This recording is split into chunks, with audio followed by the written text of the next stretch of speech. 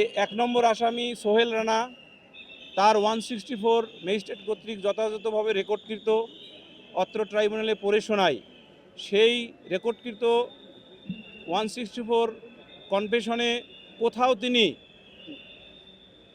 Dollar নামক শব্দটি উচ্চারণ করেননি।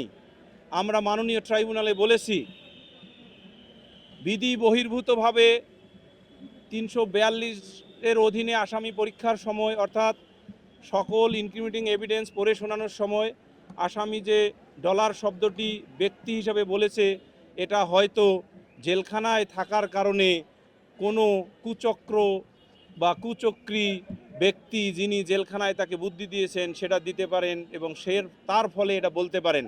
এগুলো আদালতে বিবেচনার বিষয় নয়।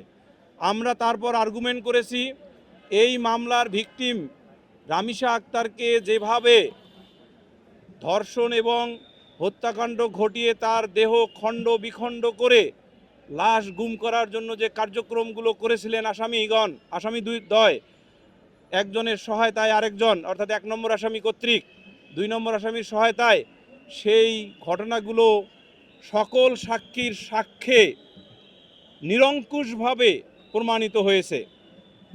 আরেকটি বিষয় আমরা এনেছি, এই মামলার ঘটনাস্থান হলো আসামি 2 জনের বাসস্থান করা যে ফ্ল্যাট, অর্থাৎ ভিকটিমের পিতার যে ফ্ল্যাট তার অপোজিট সাইডে ডান দিকের যে ফ্ল্যাট, সেই ফ্ল্যাটে যে 3টি রুম আছে, 3টি রুমে মধ্যে যে রুমটিতে আসামি 2 জন থাকতেন আর বাকি 2টি রুমে অন্য কেউই ছিল না, এটা ঘটনার সময় সেটা সাক্ষ্যে প্রমাণিত হয়ে গেছে এবং তালাবদ্ধ ছিল।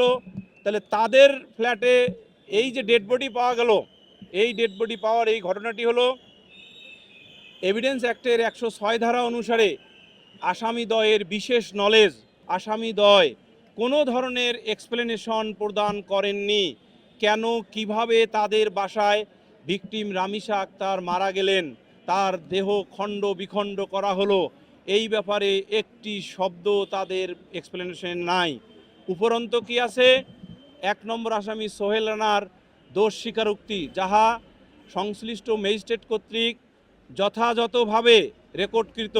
পরিষ্কারভাবে আবেদন জানিয়েছি আর্গুমেন্ট শেষে যে এই 2 জন আসামির বিরুদ্ধে প্রসিকিউশন কনক্লুসিভলি বা নিরঙ্কুশভাবে তাদের বিরুদ্ধে গঠিত চার্জের প্রমাণ সাক্ষ্য এবং ম্যাটেরিয়াল দ্বারা প্রমাণ করতে সক্ষম হয়েছে। প্রসিকিউশন উইথ হাম্বল সাবমিশন আদালতের নিকট 2 জনেরই সিভিয়ার পানিশমেন্ট চেয়েছি আমরা।